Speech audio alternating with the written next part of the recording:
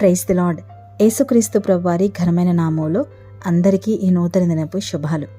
యెషయా గ్రంథము 51వ అధ్యాయం 7వ వచనాన్ని జ్ఞాపకం చేసుకుందాం. మనుషులు పెట్టు నిందకు భయపడకుడి, వారి దూషణ మాటలకు దిగులు పడకుడి. ప్రతి మనిషికి నిందలు, అవమానాలు, దూషణ మాటలు తప్పవు.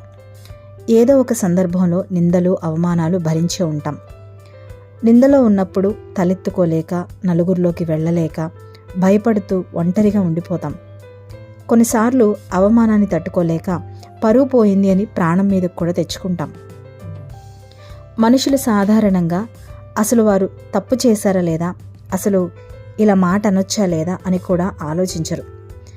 ఏదో వారికి టైంపాస్ అవ్వక, ఎదుటివారిని కృంగదీయాలి అని కావాలని కొంతమంది మాట్లాడుతూ ఉంటారు.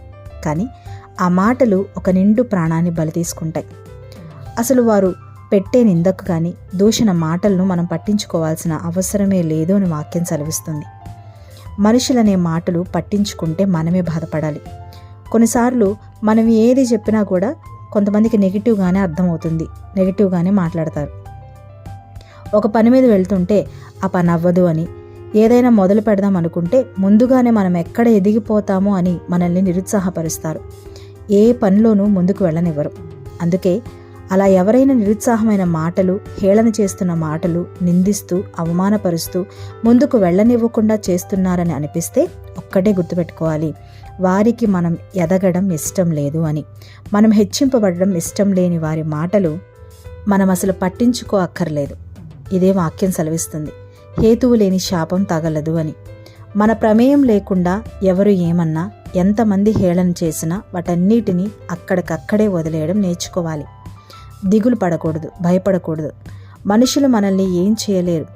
ఎందుకంటే నీ స్థానంలో ఉంది నీవు కాదు, దేవుడు. నీలో ఉంది కూడా ఆయనే.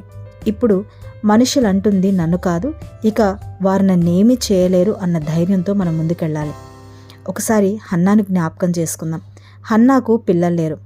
తనకు పిల్లలు లేరని పెనిన్నా నిందపు మాటలు మాట్లాడుతున్నప్పుడు, దూషిస్తున్నప్పుడు హన్నా తిరిగి ఒక్క మాట కూడా అనలేదు. ఆ దూషణ మాటలకు సమాధానం ఎక్కడ దొరుకుతుందో అక్కడికి వచ్చి మోకరించింది. తన హృదయంలో ఉన్న వేదనంతా కుమ్మరించింది. తర్వాత ఇంకెన్నడూ తన మాటలు పట్టించుకోలేదు అని మనం వాక్యంలో చూస్తాం.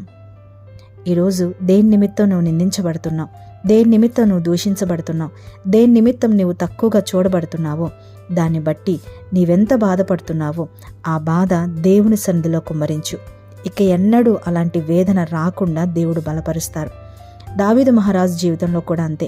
ఏ తప్పు చేయకపోయినా రకరకాల పరిస్థితుల ద్వారా వెళ్ళాడు, కానీ ఎప్పుడూ ఎదురు మాట్లాడలేదు. తన కాలు ఎక్కడ చిక్కుబడకుండా, శత్రువు తన చుట్టూ తనకు తెలియకుండా వలవేసినా చిక్కుబడకుండా దేవుడు కాపాడారు. ఈరోజు నీకు తెలియకుండానే నీ చుట్టూ నిన్ను నాశనం చేయాలని రకరకాల ప్రయత్నాలు జరుగుతూ ఉన్నాయేమో, కానీ నీవు దేవుని సన్నిధిలో నీ హృదయాన్ని, బాధని, భయాన్ని చెప్పుకుంటే నీ కాలు ఎందులోనూ చిక్కుకోకుండా ఆయనే తన సన్నిధితో నిన్ను కప్పుతారు. యేసుక్రీస్తు ప్రభువారు ఏ పాపము లేనటువంటి వ్యక్తి, కానీ ఆయన్ని దూషించి పాపి అని ముద్ర వేసి చంపడానికి చూశారు. కానీ ఆయన ఒక్క మాట కూడా ఎదురు మాట్లాడకుండా దేవుని సన్నిధిలో తండ్రి చిత్తానికి అప్పగించుకున్నారు. అందరూ మరణించారు అని అనుకున్నారు, కానీ ఈనాటికి సజీవుడిగా దేవుడున్నారు. హన్నాకి శ్రేష్టమైన కుమారుడిని ఇచ్చారు. ఆ నిందలు కొట్టివేశారు, సమాధానాన్ని ఇచ్చారు దేవుడు. అలాగే దావీదు మహారాజు కూడా శ్రేష్టమైన సింహాసనాన్ని ఇచ్చి ఈనాటికి దావీదు సింహాసనం నిలబడి ఉండే అంత ఆశీర్వాదం దేవుడిచ్చారు. ఈరోజు ఏ నిందలు, ఏ అవమానాలు, ఏ దూషణ మాటలు నిన్ను బాధపడుతున్నాయో వాటి నిమిత్తం నీవెంత బాధపడుతున్నావో వాటిని గూర్చి దిగులు పడకుండా, భయపడకుండా ఆ బాధ అంతా దేవుని సన్నిధిలో కుమ్మరించు. ఆ నింద, వేదన, దూషణ ఇకెన్నడూ నీవు వినకుండా నీ జీవితాన్ని మార్చేసే దేవుడు నీతో ఉన్నారని గుర్తుంచుకో.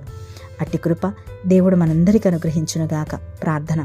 పరిశుద్ధన గొప్ప తండ్రి, మీకు వందనాలు. తండ్రి, మీరు మమ్మల్ని జ్ఞాపకం చేసుకొని ఇచ్చిన మరొక నూతన దినానికే వందనాలు. దేవా, ఈ దినమంతా కూడా తండ్రి నీ కృపతో మమ్మల్ని కప్పి, కాచి, దాచి కాపాడండి.